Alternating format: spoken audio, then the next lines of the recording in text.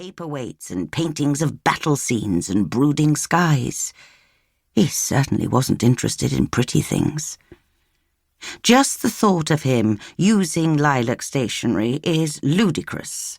It wasn't even well hidden.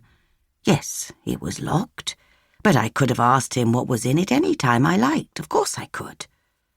But instead, he chose to hide the key, and I chose not to be interested. It occurs to me that these are exactly the sort of things I was expecting to find, and my throat tightens. All of a sudden, I'm undecided. Maybe today isn't the day to be looking after all. I close the drawer with a bang that disturbs the air around me, and the scent of the lilies, orchids, and roses that have been arriving all week invade from the hallway and living room. Carol sent most of them.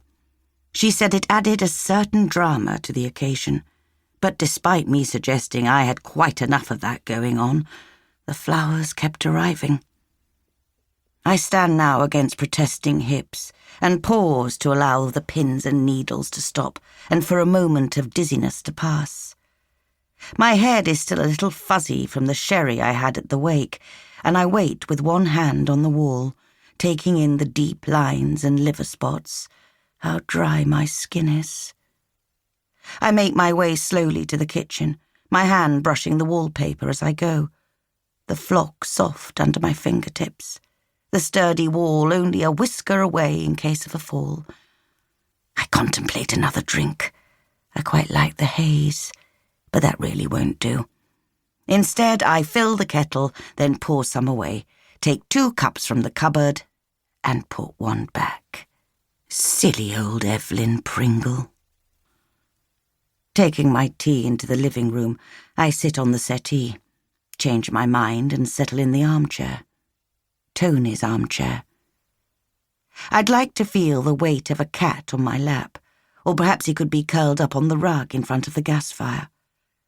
I had wanted a real fire in a stove with a proper crackle and an occasional roar, but Tony wouldn't have it. He wouldn't have a cat either.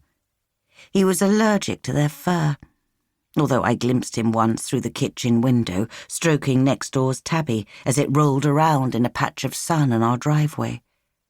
I'd watched him when he came back in for signs of a rash or a sneezing fit, but there had been none. Perhaps his allergy came and went as often as he did himself. As soon as I woke this morning, I imagined myself going through Tony's things. I thought about it at the hairdresser's, while the girl tried to curl my straight white hair, and when I made up my face and wrestled myself into my black wool dress, and again when Carol arrived with her husband to take control of the day. I was still thinking about it when Tony's coffin disappeared behind the curtain.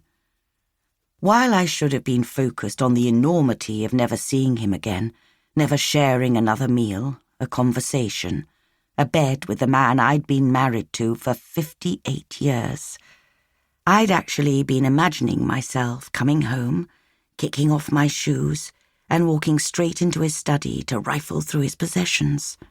With good reason, it would seem. The crematorium had been stuffed to the rafters. All of Tony's golf chaps had been there, the Rotary Club lot and the self-named Bookbusters. Ridiculous title. Tony had led the campaign to save the local library from closing a few years ago. An odd undertaking for a man who barely picked up a novel. He liked a cause, though. Well, he liked a cause outside of this house. All those people and their husbands and wives was too much for me. I kept to the shadows, my heart keeping up a relentless thrumming, my breath hot and fast in my throat. I'd let Carol meet and greet, make sure there were enough sandwiches at the wake. It was impossible to miss the tributes murmured from group to group, though. Tony was well liked. He was a super golfer, the best person to find for a pint on the 19th hole, had done so much for the community, a wonderful problem solver. I should have felt so proud, but, to be honest, I'd lost touch with who they were talking about. I sipped my tea, still thinking about sherry, and what would it matter if I did have another drink.